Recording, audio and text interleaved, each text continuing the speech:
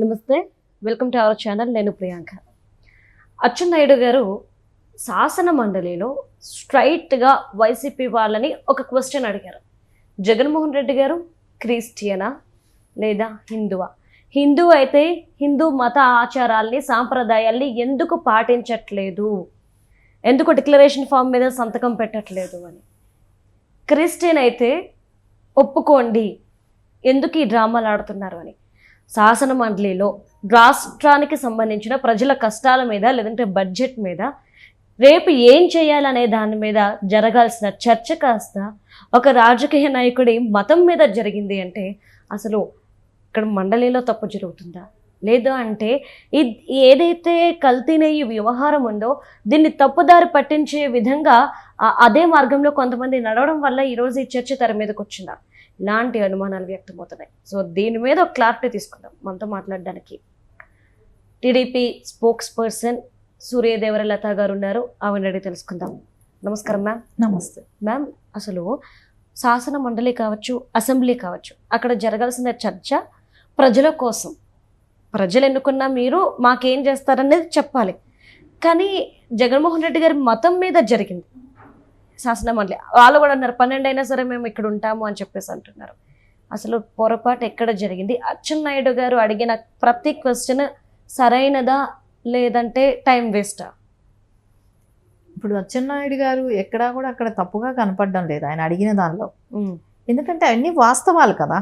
ఇప్పుడు అచ్చెన్నాయుడు గారు ఏదైతే ఆయన చెప్పారో అవన్నీ వాస్తవాలు, కాదనలేని సత్యాలు. అది అసలు అదన్నీ ఆయన ఏదైతే జగన్మోహన్ రెడ్డి చేస్తున్నది అనేది ప్రజలందరూ చూస్తున్నది, ప్రజల్లో ఉన్న డౌట్సే ఆయన అక్కడ వ్యక్తపరిచారు అసలు ఇప్పుడు శాసన మండలిలో. అంతేగాని ఆయన ఏదో నింద వేయాలనో ఇంకోటో కాదు, కామన్గా ప్రజల్లో ఉండే డౌట్స్ అవన్నీ. సో ప్రతి ఒక్కళ్ళకి ఆ డౌట్ ఉన్నది. సో ఇప్పుడు ఎవరు కూడా క్రిస్టియన్ మతంలో ఉన్న వాళ్ళని తప్పుగాను ఇంకొకళ్ళు మాట్లాడడంలో అక్కడ అచ్చెన్నాయుడు గారు కూడా ఆయన ఏమంటున్నారు, సో నువ్వు క్రిస్టియన్ అంటే క్రిస్టియన్ అని చెప్పు, తప్పు లేదు. అది నీ మతాన్ని నువ్వు గొప్పగా చెప్పుకోవటంలో తప్పు లేదు. కానీ అదేలాగా హిందువులను కూడా గౌరవించు, హిందువుల మనోభావాలను అర్థం చేసుకో, హిందువులకు ఏదైతే అన్యాయం జరిగిందో వాటిని గురించి నువ్వు క్షమాపణ. ఇప్పుడు నువ్వు క్రిస్టియానిటీ మూలన నేను శతకోటి ఇది అని చెప్పేసి ఎన్నో రకాలుగా నువ్వు క్షమాపణలు కోరావు, ఎందుకంటే పత్రికాముఖంగా కూడా కోరావు జీసస్ గారు.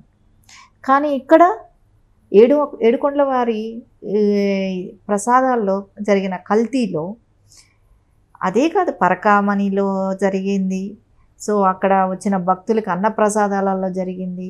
చాలా రకాల 5 ఏళ్లలో వీళ్ళకి అంటే దేవుడి మీద, ఒక హిందూ మతం మీద ఒక గౌరవం, నమ్మకం, హిందువుల మనోభావాలు దెబ్బతింటాయనో అతనికి ఒక అంటే ఒక దేవుడు అనే ఒక భయము, భక్తి అనేది ఉన్నప్పుడు అట్లాంటివి జరగవు. కానీ అతనికి హిందువుల మీద ఒక నమ్మకం లేదు, వాళ్ళ మనోభావాలకు గౌరవిద్దామనేది లేదు. ఇప్పుడు మనిషికి మనిషి ఏంటి, నీ మనోభావాలను నేను గౌరవిస్తే నువ్వు నా మనోభావాలను గౌరవిస్తావు, అంతే కదా, లాజిక్గా అంతే అయితే కదా. కానీ ఇక్కడ ఎట్లా అనిపిస్తుంది, నేను నా మతంకి నేను ఇది చెప్తాను, నా మతానికి నేను ఇది ఉంటాను, కానీ నేను అవతల మతాన్ని నేను గౌరవించను, కానీ మీ ఓట్లు కావాలి, మీరు నాకు పని చేయాలి బానిసల్లాగా. సో నేను మాట్లాడింది ఏదైనా కూడా మీ మతాన్ని నేను అనగదొక్కుతాను, ఎందుకంటే హిందూ మతం అనేది లేకుండా కూడా చేస్తాను అనే ఒక ఉద్దేశంతోనే ఎక్కడికెక్కడికి ఉద్యోగాల్లో కానివ్వండి. సో ఎప్పుడూ కూడా తిరుమలలో వేరే మతం అన్య మతస్థులకి ఎప్పుడూ కూడా చోటు ఉండదు. కానీ జగన్మోహన్ రెడ్డి గారు వచ్చిన తర్వాత అన్య మతస్థులకి అందరికీ అక్కడ చోటు కల్పించడం కానివ్వండి, మద్యం మాంసం అన్నీ కూడా ఇండైరెక్ట్గా అంటే పైకి వెళ్ళటం కానీ ఇట్లాంటివన్నీ కూడా జరిగాయి. చాలా అపచారాలన్నీ చేశారు. సో ఆ అపచారాలకు తగ్గట్టే ఆయనకి జరిగాయి అనుకోండి, ఆ దేవుడని వాళ్ళు చూపెట్టారని కూడా ప్రజలందరూ కూడా నమ్ముతున్నారు కూడా. ఎందుకంటే ప్రతి హిందువుడికి మనం ప్రసాదం తిన్న వెంటనే ఇప్పుడున్న క్వాలిటీకి అప్పుడున్న క్వాలిటీకి చాలా డిఫరెన్స్. లడ్డు తీసుకొచ్చి ఇంట్లో పెట్టుకుంటే వైట్ ఫంగస్ నెక్స్ట్ డేకి అంతా వచ్చేస్తుంది, తెల్లగా పాడైపోయేది. అది లడ్డు ముద్దగా కూడా ఉండదు, పొడిలాడిపోయేది. లడ్డు అనేది పొడైపోయేది, వాళ్ళు ఏదో అక్కడ బౌల్లో పెట్టి ఇచ్చినంత వరకే ఉంటుంది. ఇప్పుడు మనం లడ్డు తీసుకొస్తే ఇంటికి తీసుకొచ్చినా కూడా అది అట్లాగే గట్టిగానే ఉంటుంది, ఎందుకంటే నెయ్యి అనేది ముద్ద గట్టిగడుతుంది కాబట్టి. అంటే ఒకళ్ళు చితికిన ఇట్లా ఉండ చేసుకునే వాళ్ళు అది ఏం లేదు. అది ఏంటంటే మీరు చూడండి నెక్స్ట్ డేకి అంతా కూడా వైట్ ఫంగస్ వచ్చేస్తుంది. పైన పొడిబారిపోయి ఒక మొత్తం. మంచి సువాసనతో ఉన్న లడ్డు కూడా ఎక్కడ మనకు ఆ వాసన కూడా అనిపించేది కాదు. సో అలాంటిది భక్తులకి ఎవరికైనా అది ఆటోమేటిక్గా డిఫరెన్స్ తెలిసిపోతుంది. ఇప్పుడు జగన్మోహన్ రెడ్డి నువ్వు అసెంబ్లీలో కూర్చున్నా, శాసనమండలిలో కూర్చొని అరిచినా చెప్పినంత మాత్రానే ప్రజలు నీది నిజం అనుకోరు. ఎందుకంటే అది ఫీల్ అయినారు, హిందువులందరూ ఫీల్ అయిన విషయం అది. సో ఆటోమేటిక్గా రోజా మొన్న తన నోటితోనే బయట చెప్పింది కదా, మనం నోరు దించుకొని ఎంత మాట్లాడినా ఏమి చేసినా ప్రజల్లో ఒక నమ్మకం వచ్చేసింది, ప్రజలందరికీ తెలిసిపోయింది. ఆ ఏడుకొండల వాడితోనే మనం పెట్టుకున్నాం, అది చూపెట్టేశాడు, కానీ ప్రజలు నమ్మరు అనేది ఆవిడ నోటితో చెప్పింది కదా. చెప్పిందిగా. ఇంకా దానికన్నా రుజువులు సాక్ష్యాలు కావాలా? ఇంకా దానికన్నా సాక్ష్యాలు కావాలా? ఇన్ని మాట్లాడతారు, చెప్పేది వాళ్ళే, చేసేది వాళ్ళే. అంటే ఒకటి ఇక్కడ జగన్మోహన్ రెడ్డి గారి దగ్గర ఉన్న ఎవరైతే హిందూ మతస్థులు ఎవరైతే ఉన్నారో వాళ్ళు భయపడుతున్నారా? భయపడుతున్నట్టే కనపడుతుంది. మీకు తెలుసు ఏం చేశారో జగన్మోహన్ రెడ్డి గారు అని తెలుసు, కానీ ఎందుకు మీరు బయట పెట్టలేకపోతున్నారు?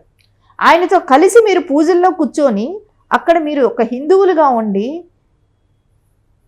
అది ఎంత పాపం చేపిస్తున్నారు? ఒక పెళ్ళాం లేని వాళ్ళు ఎవరైనా పూజలో హోమాలు చేస్తారా? ఒక హిందూ మతంలో పుట్టిన వాళ్ళు మీరందరికీ మీకు తెలిసిన విషయమే కదా. పెళ్ళాం లేకుండా ఎవరైనా యాగాలు యజ్ఞాలు చేసిన వాళ్ళు ఉన్నారా? హోమాలు చేసిన వాళ్ళు ఉన్నారా? అది లేదు. ఆయన హిందువు కాదన్నప్పుడు ఇప్పుడు తప్పేంటి? నువ్వు క్రిస్టియన్ అంటే క్రిస్టియన్ అని ఒప్పుకో. హిందూ పూజలకి నువ్వు వెళ్తే సతీ సమేతంగా వెళ్ళు. డిక్లరేషన్ అడిగితే డిక్లరేషన్ కొండ మీదకి వెళ్ళినప్పుడు ప్రతి వాళ్ళు పెద్ద పెద్ద వాళ్ళు ఇచ్చారు. సో నువ్వు ఇవ్వటానికి వాళ్ళే ఇచ్చారు. నువ్వు ఇవ్వటానికి కష్టం అనుకున్నప్పుడు నువ్వు వెళ్ళక, నీకు ఇష్టం లేదు కొండ మీదకి వెళ్ళటం, నేను అట్లా సంతకం పెట్టను, నాకు నమ్మకం లేదన్నప్పుడు నువ్వు వెళ్ళక, నువ్వు వెళ్ళాల్సిన అవసరం ఏంటి? నిన్ను రమ్మని మేము ఎవరో హిందువులు ఆహ్వానించలేదుగా. నీకు నమ్మకం ఉంది, దేవుడి మీద నాకు ఒక నమ్మకం ఉంది అనుకున్నప్పుడు నువ్వు వెళ్ళు. అనుకున్నప్పుడు నువ్వు అదే పద్ధతిగా అదే ఆచారాలు హిందువుల ఆచారాలు పాటించి వెళ్ళాలి.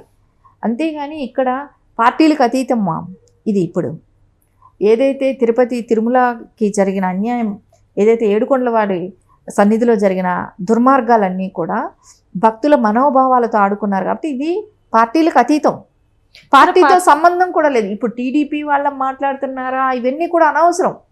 నేను టీడీపీ అయినా టీడీపీ గురించి కన్నా కూడా ఎక్కువ ఒక హిందువుగా మాట్లాడుతున్నా.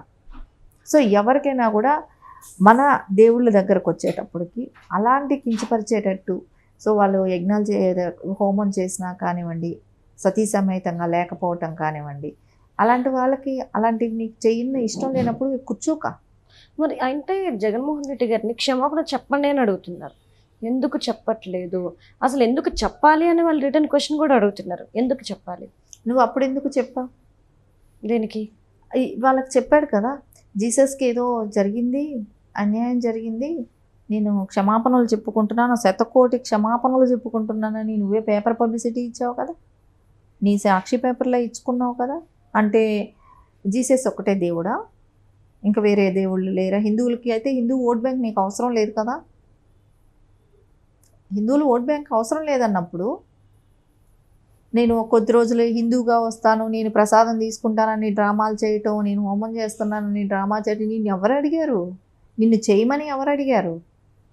నువ్వు ఓన్లీ ఓట్ల రాజకీయాల కోసం హిందువుల దేవుళ్ళని అడ్డం పెట్టుకొని చేస్తున్న పని ఇది. అంటే ఇప్పుడు వైఎస్ఆర్సీపీ మీద ఒక మతానికి చెందిన పార్టీ అని ముద్ర పడితే వారికి జరిగే నష్టం ఏంటి?